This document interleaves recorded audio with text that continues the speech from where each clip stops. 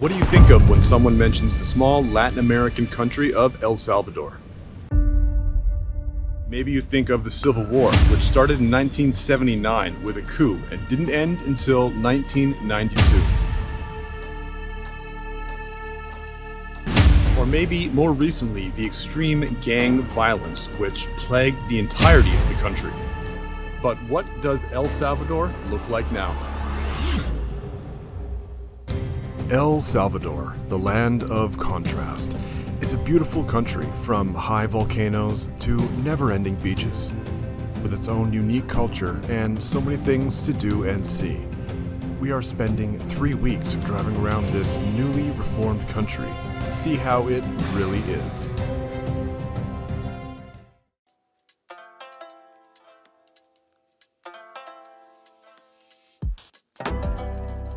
If there's one thing that Latin America is full of, it is lakes on top of volcano craters. We woke up at this one this morning, completely alone, calm, no dogs barking for once.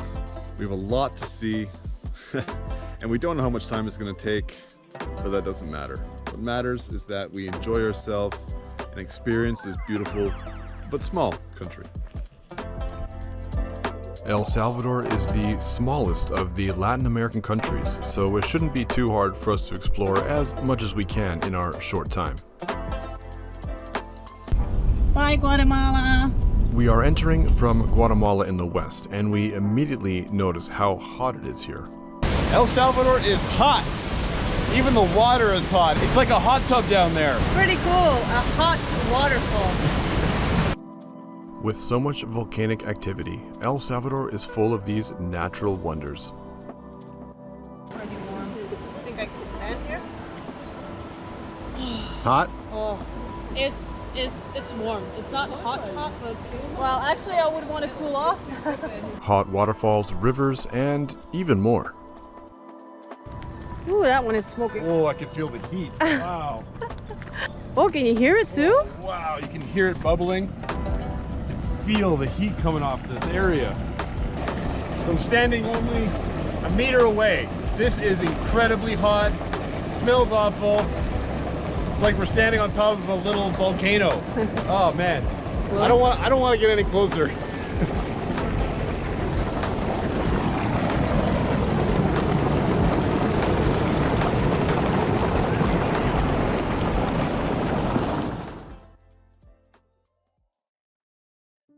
We're making the drive to the interior and visiting one of the most popular places in the country, the Santa Anna volcano. parking our cars always a bit difficult because at one point you need enough solar and on the other hand you don't want too much sun because it could be too warm, and then you also have to keep in mind that it is nicely leveled, so it's always a little bit thinking and looking around where exactly we should park. Well, I guess this is home for the night. We're on Cerro Verde. Apparently you can't hike in the afternoon anywhere, so it's either we drive down and drive back up today or tomorrow, or we just camp in the parking lot here tonight. So that's what we're gonna do. Only $3 per person to camp. That settles it. We just had the truck washed, and this is the perfect time to add a new sticker to the back to make it look a little more complete. No air bubbles. Nice. Well done. One more country to the list. So we're here pretty early for the hike. Obviously we can't do that today, but luckily there's a lot to do in this parking lot as it's our home for the night. Lots of little hikes, viewpoints, stuff to keep people interested. Yeah. Let's check this one out. Stuck in a parking lot for the rest of the evening. There's a few things to see, like a tree that welcomes visitors, with a view on the top. There is, of course, places to eat, and we had to try the unique dish from El Salvador, the pupusa. You can get them fully loaded. Yeah. This is just a really basic pupusa. Very common Latin American food. I don't even know what it's made of. Looks like a pancake, but I bet she doesn't taste like one. That is just your vegetable. Pollo is in here, okay. and I have the cheesy one. Oh, okay, so the chicken's inside of it. That's interesting. Oh, baby, let's try this. It definitely doesn't taste like a pancake. Doesn't taste like a crepe. I don't know what it tastes like. A pupusa. It's like a big cookie. Not the first time camping above the clouds. It's not a bad spot, even with the crowds.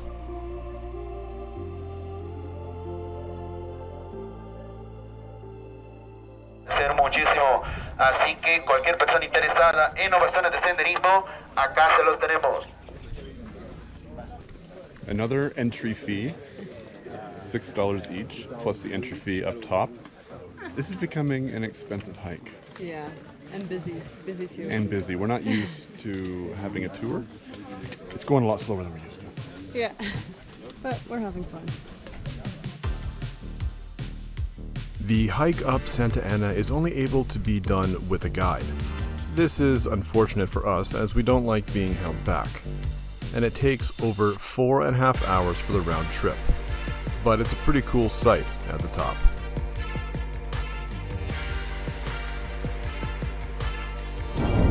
Clear to us why this is one of the top places for travelers to visit, and maybe realizing why we might need a guide.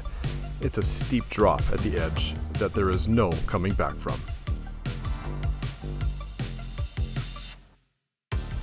El Salvador has over 100 volcanoes and probably just as many lakes.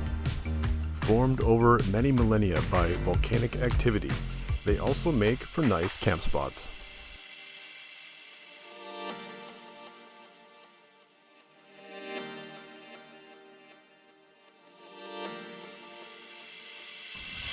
Ah, yes. A wonderful morning at a free spot. Finally nice and calm, and we're having pancakes. Pancakes! My sweetie knows how to make pancakes. Yes. Yeah, this is the spot though. It's pretty common for us to stay at boat ramps. We did that throughout Canada and the US. And El Salvador apparently. Yeah, I love it. We're at this really cool lake. It's like the Lake Atitlan of El Salvador. We're gonna drive around it today, check it out, see what's going on. Right now, pancakes. Food! Yummy.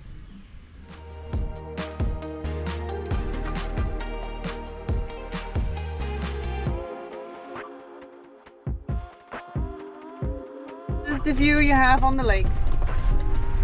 Not much more than that. Really hoping to have any kind of view on this lake, as it's really beautiful from the air. But we're taking the back roads around it to try and get a better look. Nope, no better look. Not yet, at least. Not yet, at least. Oh, there it is. Back roads and gravel roads are harder to come by than other countries, but we managed to find a few in our time in El Salvador. We might have to turn around. Let's check this out.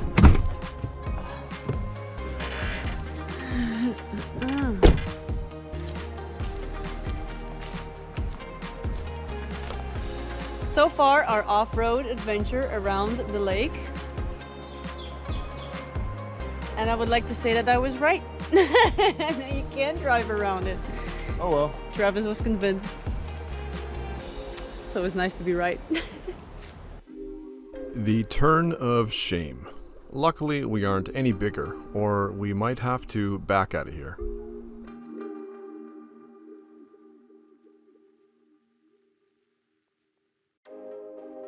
The most unfortunate part of this whole lake is that there is literally no view. It's all private residences or businesses, at least on the lower road. The upper road has the occasional viewpoint.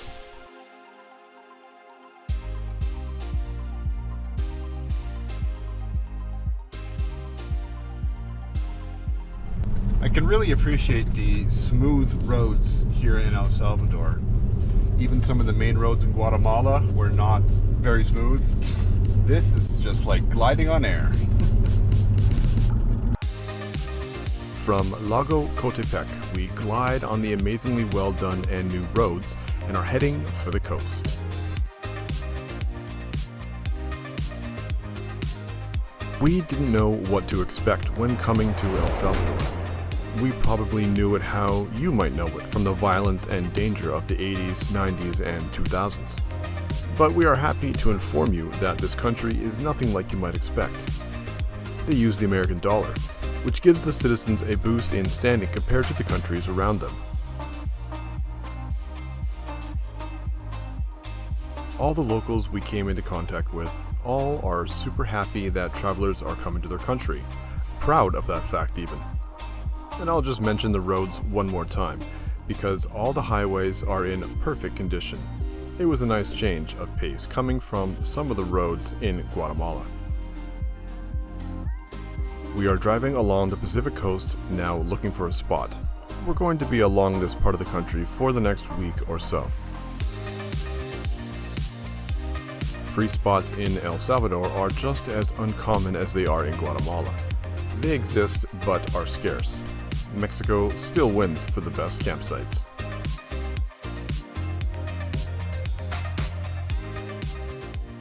We finally made it to the Pacific coast here in El Salvador. We're at a campsite here. It's not much. It's got a bunch of spots for travelers, both sides. We're all alone.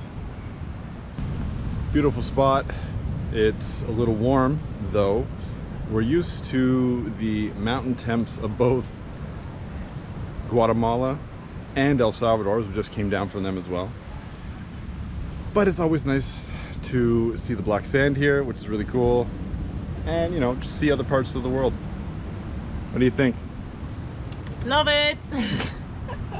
She loves it. Let's go for our evening walk. Yeah, we're gonna go check out the area, see what it's like. Sun's low, so it's not going to be too hot, hopefully. The clean beaches here in El Salvador are absolute paradise. Sometimes they can be a bit busy, but there's lots of room.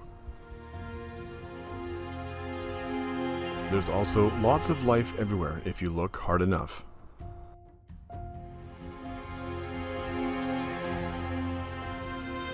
While sometimes it can be a little too touristy for our tastes, we need to remember that we are here sharing this space too. My new friend. Nice being back on the Pacific Ocean. Oh, I love it. Yeah. Got our friends over there, also taking photos. Yeah, you gotta take photos at the sunset, that's for sure.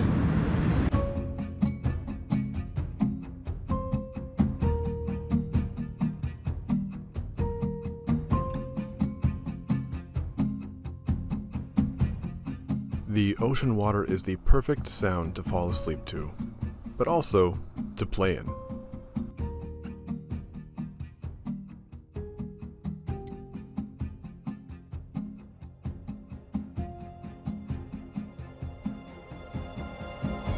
A first for us, we saw many tours on horseback that went up and down the beach. Also not for us. Admiration of this beautiful but populated land is enough for us.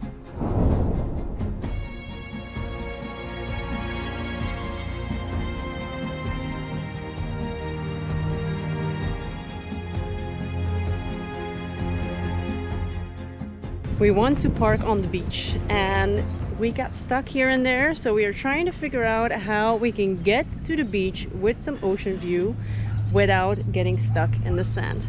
So Travis is now reversing completely to then drive this track onto the beach. Good, slowly. Nice and straight now. Another point for the pop-up camper. The sand was too soft on the outside of the structure, but just right in it. Are you happy here? Yeah, if we go any further, we're getting stuck. This is gonna have to do. Not too bad, not too bad. Ocean there, our friends over there. This is as deep as we will go. And one negative for the pop-up camper is the fact that it needs to be set up and down at every campsite or decision to move more than a few meters.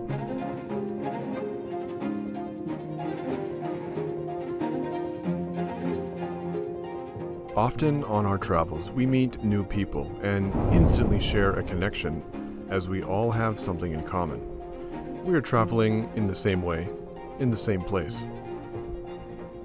Every beach we visit on the El Salvadorian coast is absolutely perfect, and we think twice about leaving every time, because you don't get the same sunsets and sunrises anywhere else.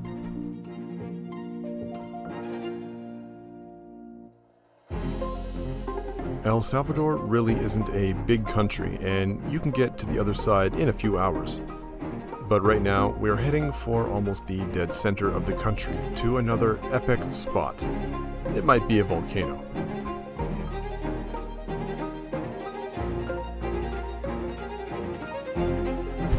Yeah. They're selling something. I don't know what that is. If that's honey. Buenas. Okay. It's like it's like the currency. Yeah. Okay. Gracias. Muchas gracias. We got so many tickets. It's funny. Yeah, that's so funny. Our Spanish is improving, but it's nowhere near perfect and don't quite understand why we have 10 tickets for the entrance. With no signs as to where to camp or not, we go ahead and make our own way on this interesting campsite.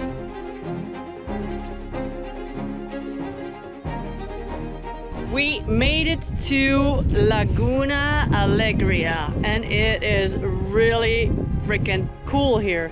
It is a massive crater on a volcano, and it filled up with water, and we are allowed to camp here. So we're gonna set up everything that we have, and we're going to enjoy this afternoon. We're only staying one night, so we're gonna make sure that we get the best out of it. We spent a lot of nights at the top of volcanoes and mountains in Guatemala, but here in El Salvador, we might tie that record. The lake is definitely formed from some sort of volcanic activity as the whole area smells of sulfur. Growing up on the west coast of Canada, we were always told to prepare for the big one, an earthquake of epic proportions that would decimate entire cities. Clearly, El Salvador is on an active fault line as well, due to the amount of activity here. So it's only a matter of time.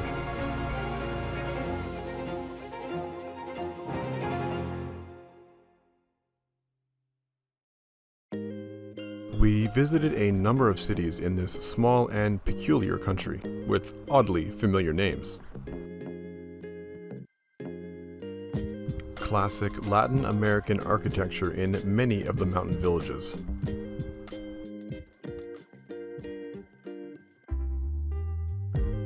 And just as much amazing artwork as interesting people.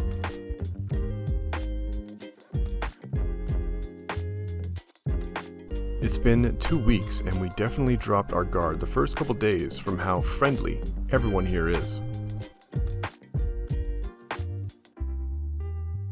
We are always looking for interesting curiosities, even though we don't have much room to put anything in our house on wheels. And the coffee is, for the most part, exceptional in El Salvador, and it's one of our favorite things to do when visiting a city.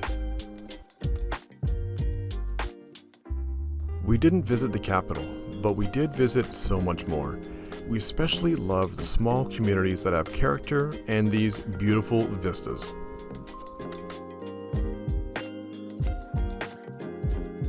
We found a few dirt roads to drive when in El Salvador. Most of them were just so we could have a nice place to camp. But a nice place to camp is a luxury for us, like going out for coffee. El Salvador has the highest population density out of any Latin American country by quite some margin. Approximately 300 people per square kilometer on average. which makes it pretty hard to find anything remote here. And if you're looking for a place with no people, you're out of luck. But if you're patient and look well enough, then sometimes you can get away just a little bit and find places to stay like this one. So, tell us what happened. I was trying to land the drone and it decided that it wanted to land from 10 meters in the sky, so it came down immediately. It dropped 10 meters. And these are currently not turning anymore. Just don't turn it. With the drone out of commission for a bit, let's park the truck. This might be the perfect spot. Oh. It's getting late, so let's get to a couple chores, like helping Lindsay wash her hair. And just as important, taking in every moment of our time here together.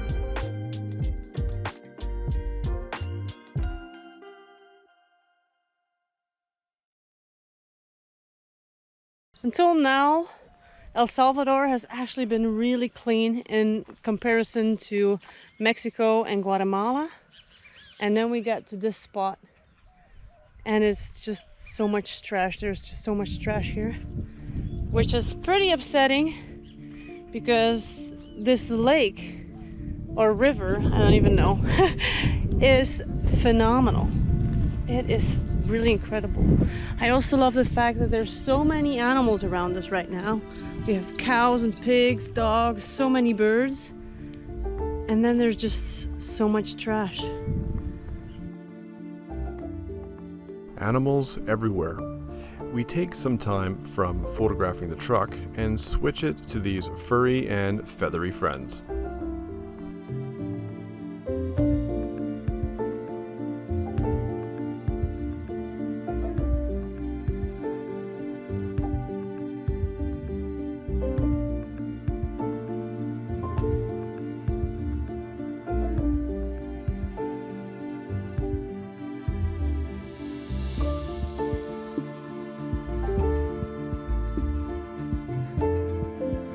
This area is known as Rio Lempa, a man-made portion of the river that was flooded back in the 70s.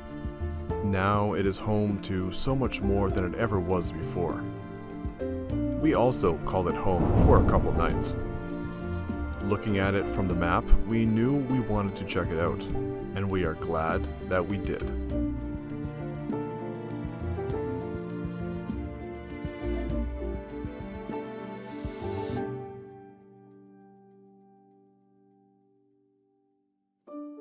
We just parked here.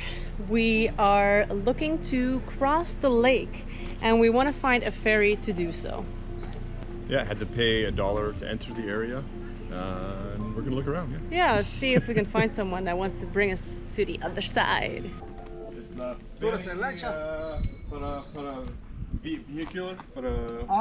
Ferry. He actually takes my phone for this, but he's helping, so it's okay. All right, so our friend just called across the lake for the ferry. Could take about half an hour. We need to drive down here and then drive along the water wherever the ferry is going to show up. It's gonna be fun. Second ferry crossing. Yes. This time we'll probably be on our own though. Yeah. That is when our inner child comes up. When we see these little ferries to cross lakes or rivers, I just think they are so much fun.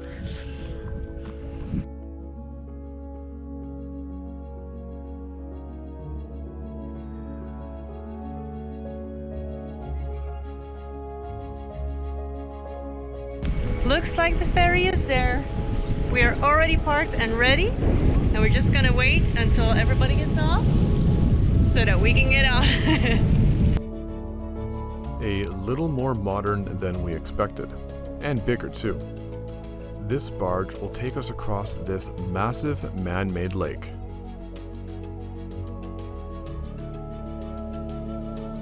Again, thankful that we don't have a trailer for this trip. we need to back onto this small ferry.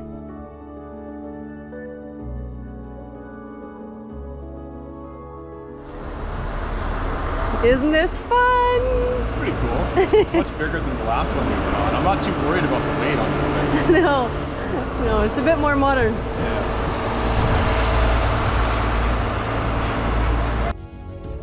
Always a super fun experience being on a ferry, but it is bittersweet, as we know our time in El Salvador is almost at an end.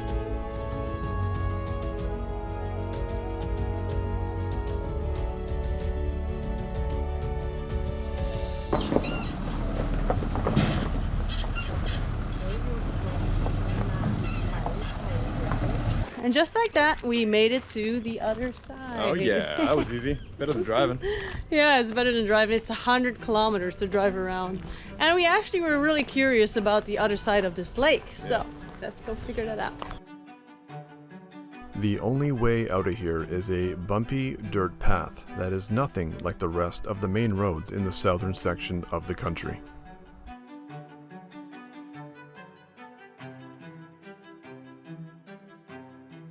We get constant views of this unique lake and no one around for what seems like forever, which is another contrast to the rest of the country.